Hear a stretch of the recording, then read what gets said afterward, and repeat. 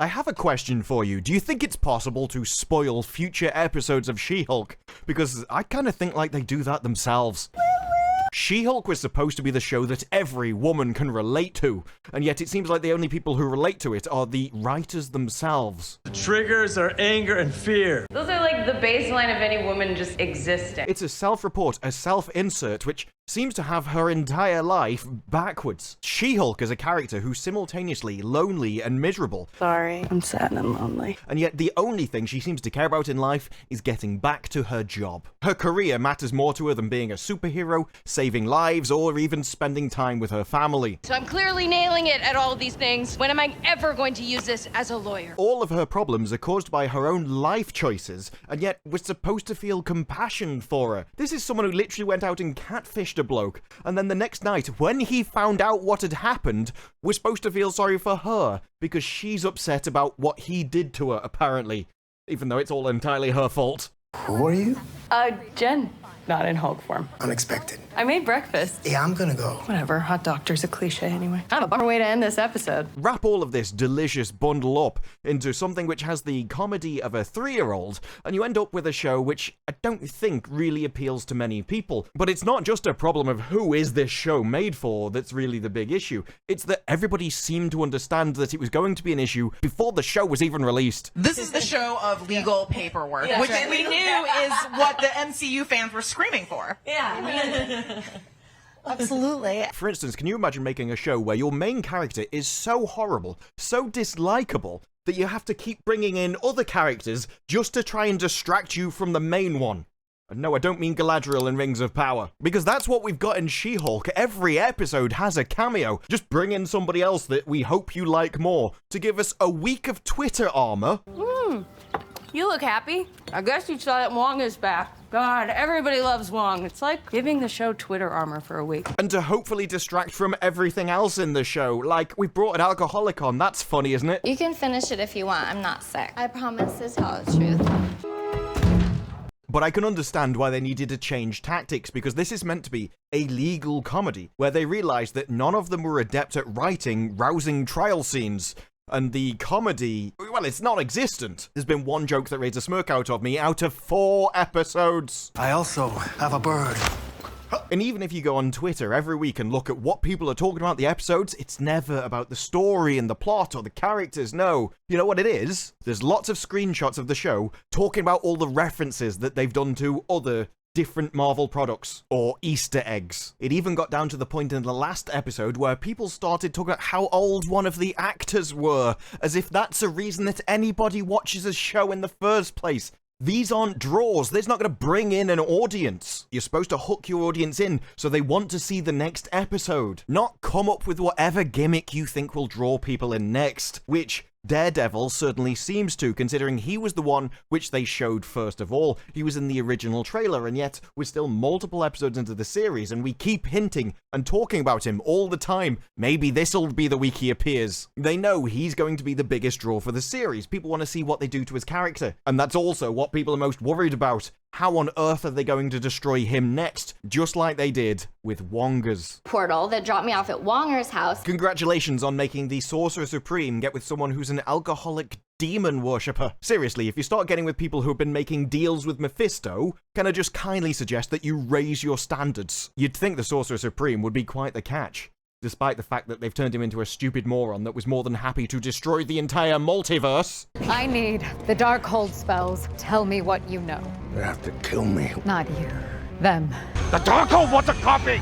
No, I'm not going to let that one go. But if you do think that Daredevil could improve She-Hulk and the must-she series that it absolutely is, well, now we've got his episode count, and it's, well, it's 1. And while some people may be disappointed that he's only going to be in 1 episode, given that Wonga's was even more destroyed in the second than the first, I would suggest that that's a positive, especially as his work on the show was meant to be fun, because its tone was so radically different from what he had experienced when he actually played Daredevil. In order for my character to be appropriate for me in that show, I had to adapt a little bit my Matt Murdock. So this isn't going to be Matt Murdock. This is going to be an actor playing a different Matt Murdock in a different show. I had to adapt. I had to change because they'd entirely destroyed my character, is kind of the message that I get And I'm sorry that I said a bunch of harsh but very true things. Apology that still doubles down on a thing you're apologizing for. Yeah. But spoiling episodes did mean that we got some very interesting news about what we can expect in the next pile of trash. Yes, we've got Titania as She-Hulk, a She-Hulk versus She-Hulk fight, a scene where she's talking to a lawyer about why she didn't copyright the name She-Hulk, where Jen hilariously compares it to Doctor Strange and Thor. Hilariously. I've said before, I feel like a man in the wrong age when we're describing that scene as hilarious.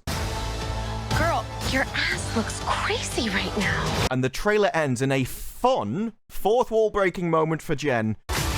This guy's really kind of doing it for me. I mean, when moments like that are described as fun, I do wonder when everyone else's standards slipped in the universe. Although I suppose it is good that this time she actually told the guy who she actually is.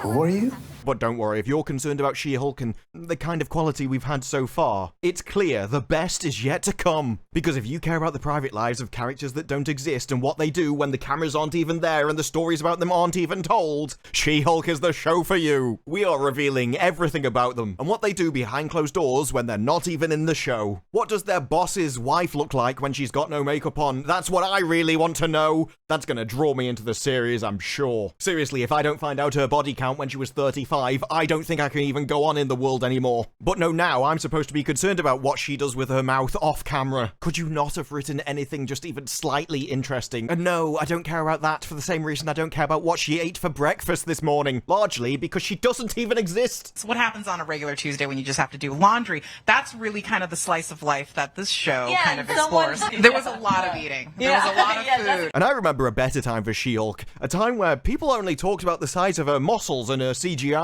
A time before the show released, and we realized it's got all of these extra problems as well. I'm an expert at controlling my anger because I do it infinitely more than you. But unfortunately, we kind of knew those were coming because when you get these kind of talks, when these issues are the ones that rise, it's not that these issues are major criticisms about a show, it's that these are a sign of things to come. That when you start talking about the main draw of your show, being that you focus on what people do when they do laundry, it's probably not going to be very interesting. And when you do a panel interview for a comedy, kind of expect someone to say something that's funny. Basically, I was right and Bruce was wrong. But is this their fault, or were they just restricted in their talent? Because apparently, Marvel Studios does see She-Hulk as a brand risk. We had to restrict those jokes just to protect the future of the MCU. But not for any reasons that other people might deem them to be comedy, you know. Not because they were too dark or edgy, you know, things which are actually funny, no. It's because they might have been a little too mean about Marvel things. They basically just didn't want them destroying their own brands by calling them trash. No, there's plenty of people that'll do that for them, like anyone that's watched the show in the first place. They'll never know what you sacrificed for them. But the showrunner thinks that this show is reassuring to the fans, yes. Reassuring that Marvel's gotten to the point where they're willing to expand the MCU to where it's never gone before, to get them outside their comfort zone. And there's a lot of talk about this in modern times. We need to go further, push the boundaries, do things that before everyone was disgusted and repulsed by. What we need to do is take all of those standards that probably exist for a reason and just obliterate them and start doing things that before people had more sense than to do. Take those standards and just lower them so that we can do more stuff. More stuff, more good. That's how you end up with these kind of posters. Oh, that'll be good for the brand. There's a hot chick over there. I'm gonna go talk to it. Because when I choose a lawyer, I don't go for professionalism, knowledge, or order. No, my main requirement is that it's a... This isn't just a scene because we thought it was good and wanted to have fun on the set. No, this is 100% a professional show. One where you're simultaneously supposed to think that this is good and positive and great behavior for a person, but then see the rest of their lives